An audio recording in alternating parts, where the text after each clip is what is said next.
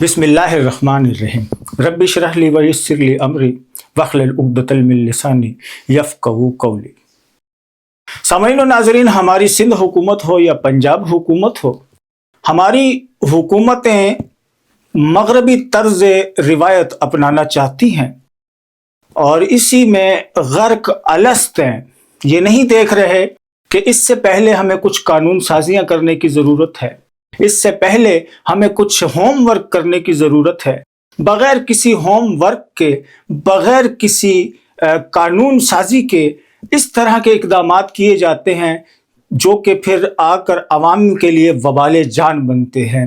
جیسے ہمارا safe city project ہے، چاہے وہ سندھ میں ہو چاہے وہ پنجاب میں ہو، وہ لوگوں کے لیے اس وقت وبال جان بن چکا ہے۔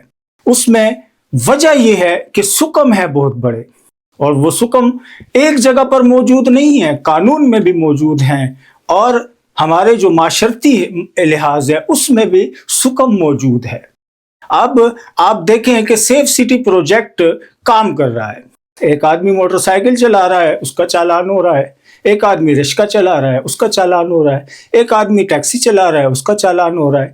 یعنی غریب لوگوں کے جو چالان ہو رہے ہیں وہ پے در پے چالان ہو رہے ہیں۔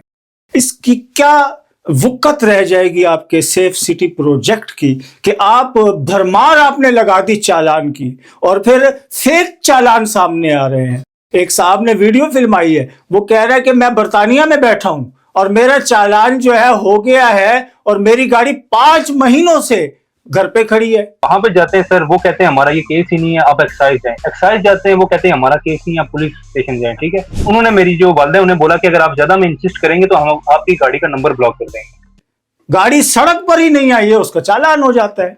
تو اس طرح کے جو ہتھ کنڈے ہیں، چاہے وہ سندھ حکومت ہو چاہے وہ پنجاب حکومت ہو، اس سے ان کو باز رہنا چاہیے۔ آج بلکہ کل کی خبر ہے کہ جوڑیا بازار سمیت دیگر مارکیٹیں تاجروں نے بند کر دی۔ انہوں نے کہا جی ہم نہیں چل سکتے اس نظام کے ساتھ، اتنے بھاری بھرکم چالان، اور ایک چالان ہو جاتا ہے، پھر دوسرا چالان، پھر دوسرا چالان، پھر دوسرا چالان، پھر فیک چالان۔ آپ کتنا بھریں گے اور اس عوام کو آپ کتنا ستائیں گے؟ چالان زیادہ تر ہو کس کے رہے ہیں؟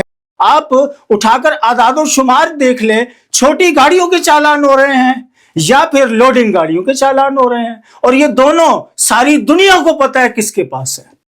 پھر امیر بچ گیا، پھر اشرافیہ کو آپ نے بچا لیا، اور خبریں تو ہمارے پاس مبینہ طور پر، یہ تصدیق شدہ بات نہیں ہے، لیکن اس بات کی تصدیق انشاءاللہ آئندہ چند دنوں میں جب ہو جائے گی میں دوبارہ بھی وضاحت کروں گا۔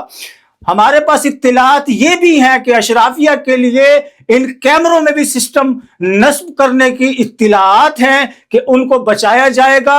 نہ صرف اشرافیہ کو بچایا جائے گا بلکہ اداروں کے جو لوگ ہیں ان کو بھی بچایا جائے گا، صحافی طبقے کو بھی بچایا جائے گا۔ صرف پیسے گا اس میں کون؟ عوام پیسے گی۔ صرف چالان بھرے گا کون؟ عوام بھرے گی۔ وہ بھرے گا جس کی 1800 روپے مزدوری ہے، جس کی 1500 روپے مزدوری ہے، وہ 5000 کا چالان بھرے گا۔ وہ کہاں سے بھرے گا؟ اس کے بچے تو آج بھی بھوکے ہیں۔ اس کا احساس آپ نے کیا کیا؟ آپ نے سڑکیں بھی نہیں دی اس طرح کی جس طرح کے آپ کے چالان ہیں۔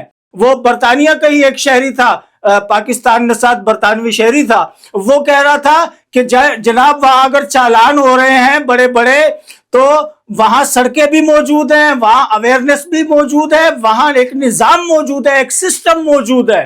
آپ کی سڑکیں ٹوٹی پھوٹی ہیں، کوئی موٹر سائیکل والا ادھر سے نکل رہا ہے بڑی گاڑی کے، کوئی موٹر سائیکل والا ادھر سے نکل رہا ہے بڑی گاڑی کے، کھڈوں کی وجہ سے اتنے بڑے بڑے کھڈے ہیں، گڑھے ہیں جو ہے سڑکوں کے اوپر، کہاں سے کوئی جائے گا؟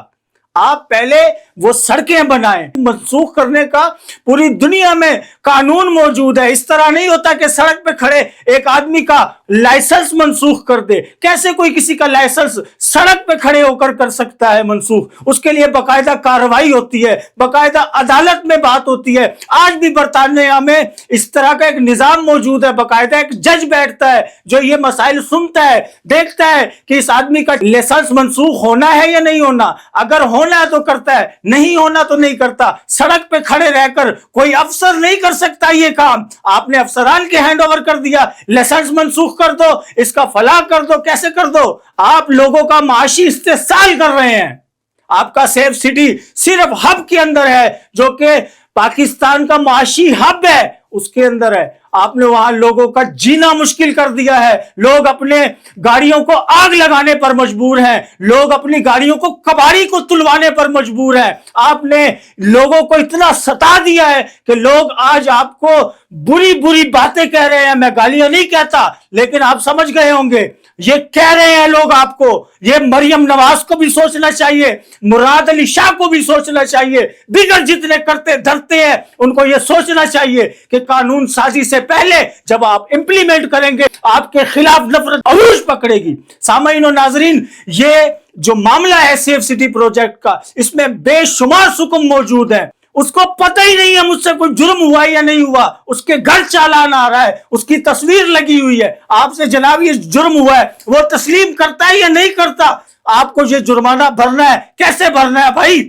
اگر وہ تسلیم کرے گا جرم کو, پھر اس پہ جرمانہ لاگو ہوتا ہے. ساری دنیا میں اس طرح ہوتا ہے. یہ واحد پاکستان کی گورنمنٹ ہے, یہ واحد سندھ گورنمنٹ ہے, یہ واحد پنجاب گورنمنٹ ہے جو یہ ہتھ کنڈے اپنا رہی ہے. لوگوں کو لوٹنے کے لیے انہوں نے یہ ہتھ کنڈا اپنایا ہے, اس میں کوئی دو رائے نہیں ہے.